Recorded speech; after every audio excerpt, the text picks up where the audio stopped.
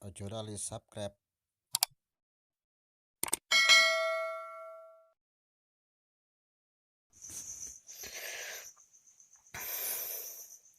Assalamualaikum warahmatullahi wabarakatuh. Bismillahirrahmanirrahim. Alhamdulillahirabbil alamin wassalatu wassalamu ala sayyidina Muhammadin wa ala alihi wa ashabihi ajma'in, amma ba'du. Pada teman-teman Madin Ula 18, 19, 20 dan 17 yang kami hormati, marilah kita lanjutkan pelajaran mabadi fiqhiyah. Minggu yang kemarin kita telah membahas tentang darah-darah wanita. Di situ ada darah haid, nifas, istikhadah, ada lagi tentang hamil. Sekarang kita lanjutkan pembahasan mabadi fiqhiyah tentang perkara-perkara yang diharamkan bagi orang yang berhadas, baik hadas kecil maupun hadas besar. Sebelum kita lanjutkan, kita hadiah Fatihah dulu ditujukan kepada Rasulullah Sallallahu Alaihi Wasallam.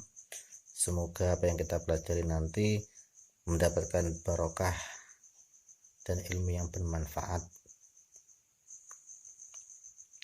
Ila hadratin Mustafa Muhammadin sallallahu alaihi wasallam wa ala alihi ashabihi wa dzurriyyatihi wa sahbihi baitihi wal muallifil kutub allati ta'alamna wa 'alamna, khususan muallif kitab Mabadi'ul Fiqhiyah. Ghafarallahumul Fatihah. A'udzu billahi minasyaitonir rajim. Bismillahirrahmanirrahim. Alhamdulillahirabbil alamin arrahmanir rahim maliki yaumiddin iyyaka na'budu wa nasta'inu ihdinas siratal mustaqim siratal ladzina an'amta 'alaihim ghairil maghdubi 'alaihim waladdallin. Amin. Bismillahirrahmanirrahim. Al-muharramatu.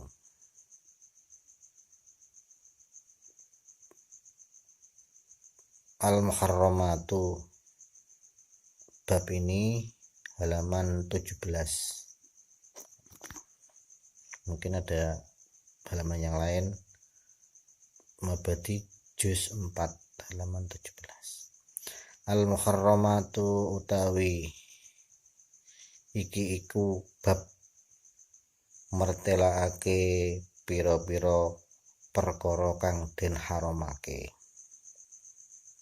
Al-muharramatu utawi iki iku bab mertelaake pira-pira perkara kang den haramake.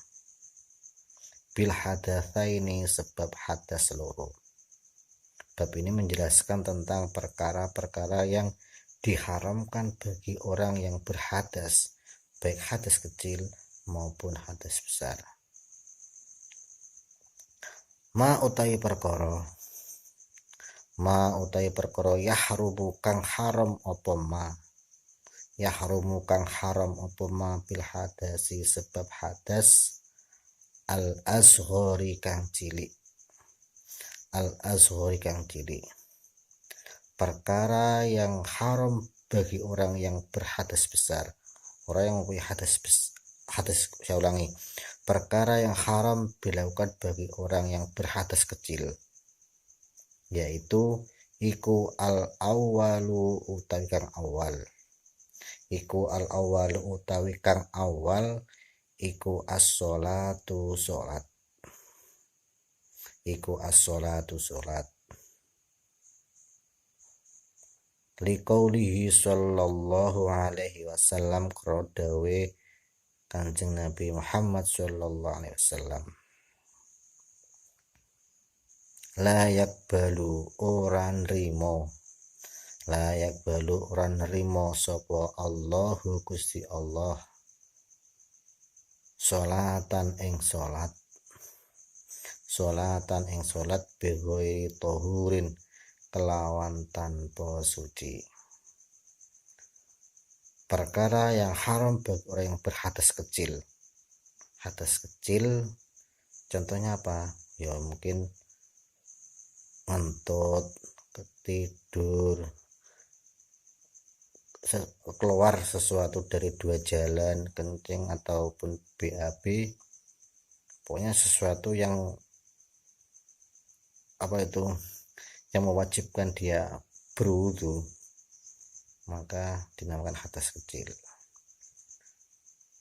Orang yang berhadas kecil itu haram melakukan pertama sholat liqauli sallallahu alaihi wasallam layak berullah surata beri tohwin, sesuai apa yang disabdakan oleh Rasulullah, Allah tidak akan menerima sholatnya orang tanpa bersuci.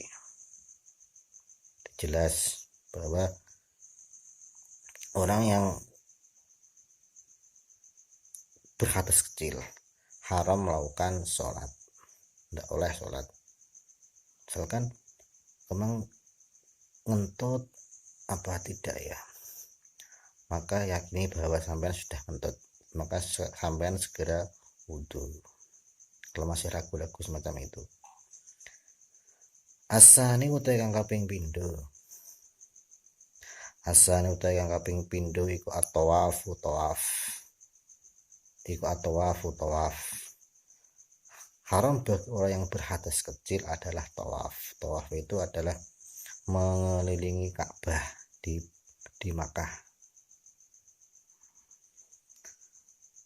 Yaitu mengelilingi Ka'bah di Mekah. Namanya tawaf. Ya, mudah-mudahan bagi teman-teman kita semua yang belum bisa melakukan tawaf, mudah-mudahan kita disegerakan lah melakukan tawaf di Baitullah. Liqauli sallallahu alaihi wasallam, karena dawe Rasulullah sallallahu alaihi wasallam, innamat tawafu angin pestine utawi tawaf, innamat tawafu angin pestine utawi tawaf, bil baiti ing dalam Baitullah, di Ka'bah. Tawaf mengi Ka'bah iku sholatun sholat. Tawaf di Baitullah itu diibaratkan sebagai sholat, maka tawaf itu harus suci, tidak boleh berhadas. Bedanya apa tawaf di Baitullah dan sholat? Bedanya kalau sholat itu tidak boleh omong-omongan, tidak boleh berbicara, tapi kalau tawaf itu kan boleh ngomong, tapi yang ngomong yang baik. Asalisu utai kang kaping telu. Asalisu utai kang kaping telu iku masul mushafi, ngepok Quran, Al-Quran. Mushaf iku masul mushafi, ngepok Al-Quran, menyentuh Al-Quran. Yang ketiga, perkara yang haram bagi orang yang berhadas kecil yaitu menyentuh Al-Quran. Wa hamluhu lan gowo mushaf. Wa hamluhu lan gowo mushaf. Dilarang menyentuh dan membawa mushaf. Memegang, menyentuh itu haram hukumnya bagi orang yang berhadas kecil. Nah, mushaf itu apa? Mushaf secara bahasa itu lembaran putih yang dapat ditulisi, itu namanya mushaf secara bahasa. Mushaf secara istilah dalam fikih itu adalah sesuatu lembaran yang di mana lembaran tersebut ditulisi ayat-ayat Al-Quran, maka disebut mushaf. Di mushaf itu ya lembaran. Jadi kalau Al-Quran sekarang itu bisa disebut mushaf karena terdiri dari lembar-lembar, tapi belum tentu mushaf itu berupa Al-Quran. Semacam itu. Liqauli ta'ala, karena dawai Allah ta'ala. Liqauli ta'ala, karena dawai Allah ta'ala, la yamassuhu illal mutahharun. La yamassuhu ora kena gepok ing mushaf. La yamassuhu ora kena gepok ing mushaf illal mutahharuna angin wong kang suci kabeh. sapa ilal mutahharuna angin wong kang suci kabeh. Saya ulangi, la yamassuhu ora kena ngepok ing mushaf sapa ilal mutahharuna angin wong kang suci kabeh. Dawuh Allah, tidak boleh menyentuh mushaf kecuali orang-orang yang bersuci. Biasanya kalau di Al-Qur'an itu kan di jilidnya, di bagian sampingnya itu kan ada tulisan semacam itu, la yamassuhu illal mutahharun. Nah ya begitu, tidak boleh menyentuh, membawa Al-Qur'an tanpa adanya tanpa suci, tanpa bersuci. Kalau berhadas tidak boleh, haram hukumnya. Kecuali kalau dalam keadaan terpaksa, misalkan semacam ini, sampean pas jalan tahu-tahu ada mushaf jatuh di lantai mungkin atau di jalan lah semacam itu. Ini hukumnya bagaimana? Kalau saya menyentuh haram, kalau saya tidak ambil akan diinjak-injak. Maka hal semacam itu boleh sampean mengambilnya, diambil kemudian diletakkan di tempat yang wajar lah, di tempat yang atas, biar tidak diinjak-injak oleh orang atau mungkin tidak tersia-siakan mushaf itu. Ataupun sampean pas membawa tas di situ ada Al-Qur'an, sampean dalam keadaan berhadas, maka niati saja sampean tidak membawa mushaf tetapi niat dengan membawa tas, niatnya nggawa tas bukan membawa mushafnya. Wa qauli sallallahu alaihi wasallam, lan dawe Rasulullah sallallahu alaihi wasallam, la yamassuhu al-Qur'ana illa tahirun. La yamassuhu ora kena ngepok, la yamassuhu ora kena ngepok al-Qur'ana ing Qur'an, al-Qur'ana ing Qur'an sapa illa tahirun, sapa illa tahirun angin wong kang suci, angin wong suci. Jadi kesimpulannya, haram bagi orang yang berhadas kecil yaitu melakukan sholat, melakukan tawaf, menyentuh Al-Qur'an dan membawa Al-Qur'an. Sekarang kita lanjutkan ma yahrumu bil jinabat. Ma utawi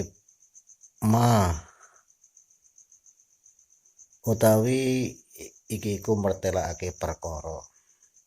Ma utawi iki iku mertelake perkara yahrumu kang haram apa ma, yahrumu kang haram apa ma bil jinabati sebab junub atau jinabat. Perkara yang haram dilakukan bagi orang yang sedang junub atau jinabat. Apa saja? Apakah jinabat itu? Jinabat adalah jima, berhubungan badan dan keluarnya mani, sperma. Itu namanya orang yang jinabat. Yahrumu haram. Yahrumu haram biya sebab jinabat. Yahrumu haram biya sebab jinabat apa ma perkara. Yahrumu kang haram apa ma, yahrumu kang haram apa ma bil hadasi sebab hadas. Al azghari kang cilik. Al azghari kang cilik. Bagi orang yang jinabat itu juga haram melakukan perkara-perkara yang diharamkan orang yang berhadas kecil. Seulangi, orang yang sedang jinabat atau junub itu haram melakukan perkara yang juga diharamkan ketika orang itu berhadas kecil. Apa? Ya, orang jinabat itu juga haram sholat, haram tawaf, haram membawa mushaf dan menyentuh mushaf.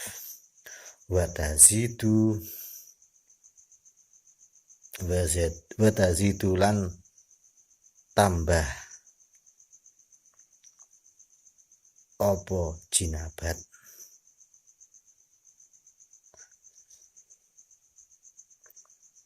alaihi ngatasi perkara bi amro ini kelawan, saya ulangi,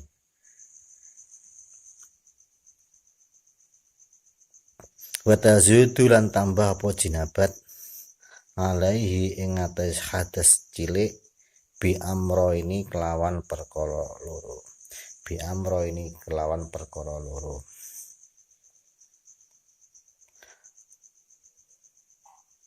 Tetapi jinabat, orang yang jinabat itu ditambah 2 perkara dari orang yang berhadas kecil. Apa tambahan bagi orang yang jinabat? Haram melakukan awaluha utawi kawitane amro ini. Awaluha utawi kawitane amro ini iku qiraatul Qur'ani,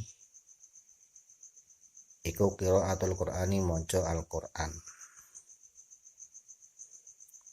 Iku qiraatul Qur'ani maca Al-Qur'an. Jadi orang jinabat itu juga haram, tambahan keharaman lagi yaitu membaca Al-Qur'an. Itu orang yang jinabat haram baca Al-Qur'an. Liqauli sallallahu alaihi wasallam, karena dawuh Rasulullah sallallahu alaihi wasallam,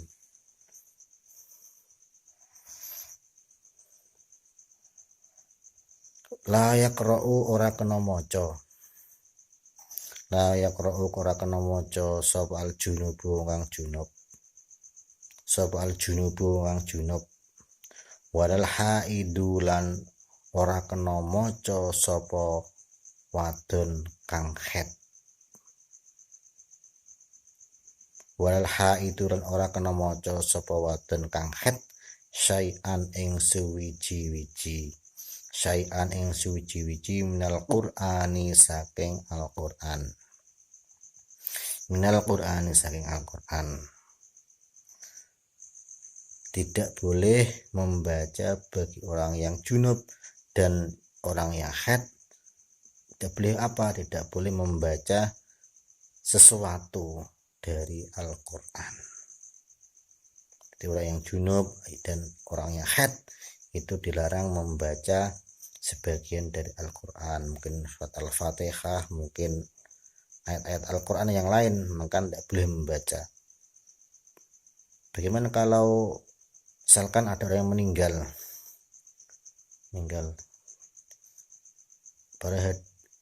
para orang, misalkan begini, ada siaran hari ini yang meninggal adalah Pak Sutrimo. Nah, kita kan biasanya kan mengucapkan innalillahi wa inna ilaihi raji'un. Maka niati saja, jangan membaca, niati dengan zikir innalillahi wa inna ilaihi raji'un. Misalkan ada kita hadiah Fatihah kepada Bapak Iki, Al-Fatihah, maka niati saja dengan zikir kepada Allah, dengan diniati membaca Al-Qur'an. Sani hima utawi kaping pindune amro ini, sani hima utawi kaping pindune amro ini iku al-muksu menang, iku al-muksu menang.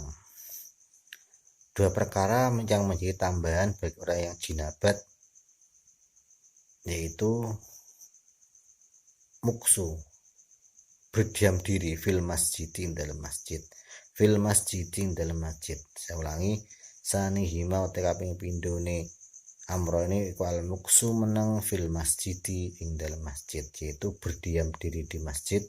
Itu haram bagi orang yang jinabat dan orang yang haid. Orang yang jinabat itu juga tidak boleh untuk berdiam diri. Liqauli sallallahu alaihi wasallam, karena dawuh Rasulullah sallallahu alaihi wasallam, la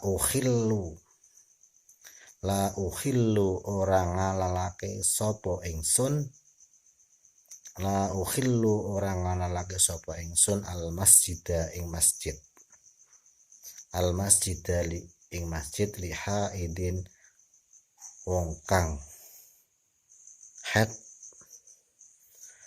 li haidin maring kang haid, saya ulangi, liha idin maring kang haid, wala junubin lan ora marang wong kang junub, wala junubin lan ora marang wong kang junub.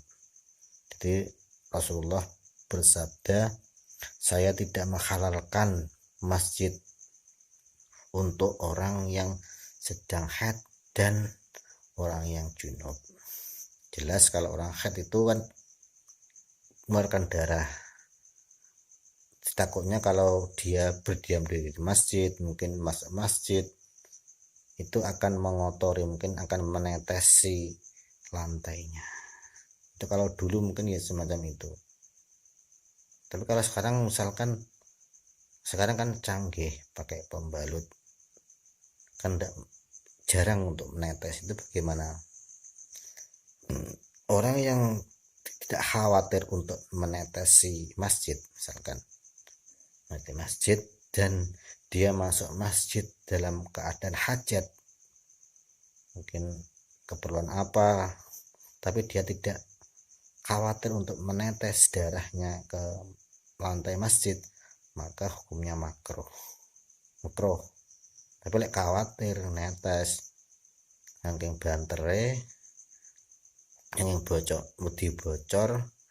dia masuk masjid, maka ya haram bagi orang yang haid untuk masuk di masjid, apalagi berdiam diri di masjid.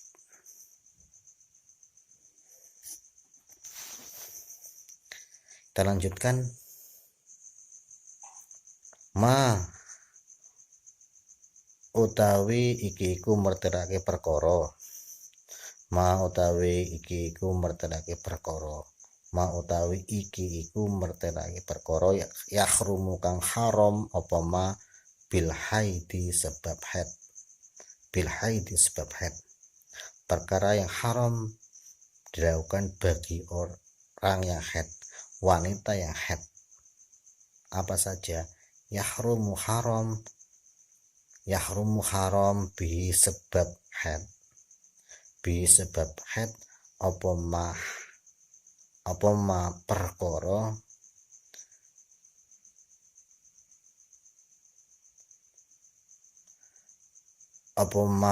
yahrumu kang haram apa ma bil jinabati sebab jinabat, wa yazidu lan nambahi apa haid alaiha ing atase janabat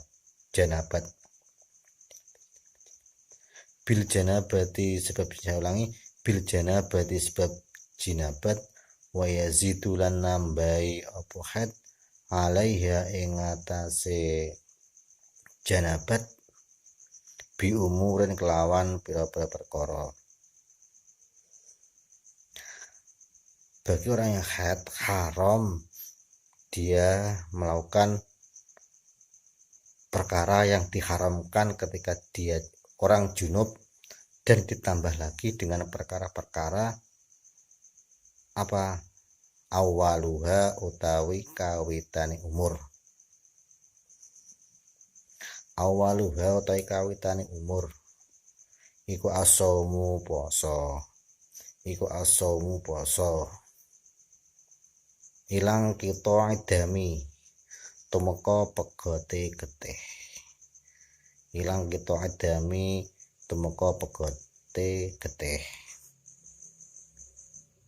Ditambah lagi bagi orang yang haid itu haram puasa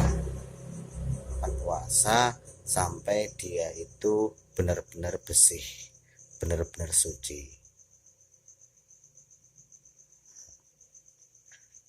Jadi orang yang haid itu dilarang untuk melakukan puasa. Misalkan pas waktu Ramadan ada seorang wanita dia puasa, tak tahu jam 5 kurang 10 menit, misalkan 10 menit maghrib kok keluar darah haid, maka puasanya juga batal.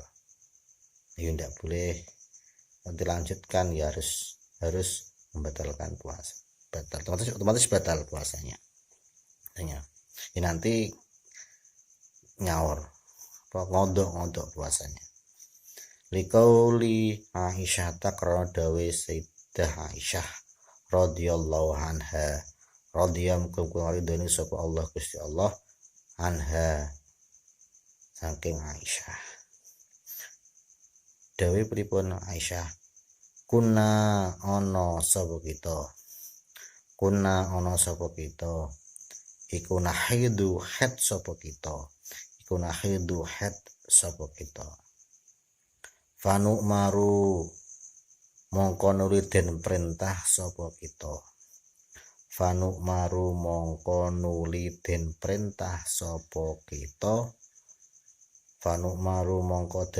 sapa kita bikodo isomi kelawan ngodoni puasa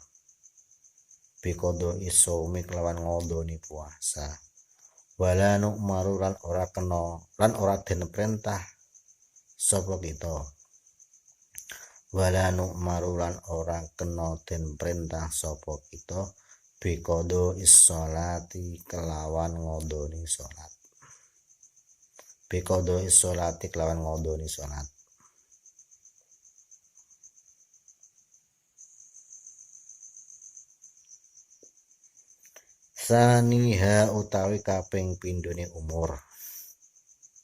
saniha utawi kaping pindhone umur iku alwatu jima atau berhubungan badan. Bahasa Indonesia berhubungan badan bagi wanita yang haid dengan suaminya itu hukumnya haram dalam keadaan haid loh. Kalau tidak haid ya tidak apa-apa kalau dengan suaminya, tapi kalau dalam tidak haid kok berhubungan badan dengan orang lain, tidak ada ikatan pernikahan, maka ya jelas haram. Liqouli ta'ala karena dawuh Allah Ta'ala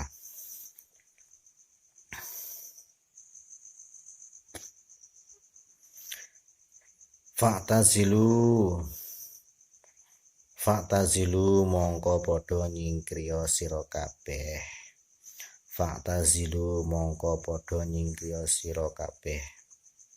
An-nisa ing pira-pira wong wadon fil mahidi ing dalam waktu haid. Dawuh Allah fa'tazilu an-nisa fil mahidi, maka hindarilah kamu semua wanita-wanita atau istrimu dalam keadaan haid. Tidak boleh berhubungan badan ketika dalam keadaan haid.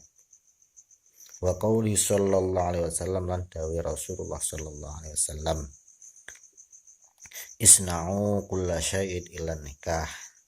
Isna'u agawe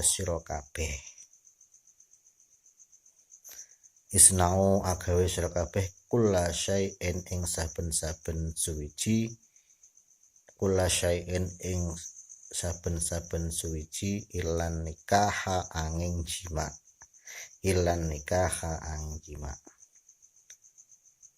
lakukanlah sesuatu dengan istrimu dalam keadaan haid kecuali dalam keadaan jima, maka tidak boleh kecuali dalam keadaan jima. Salisuha utai kaping telune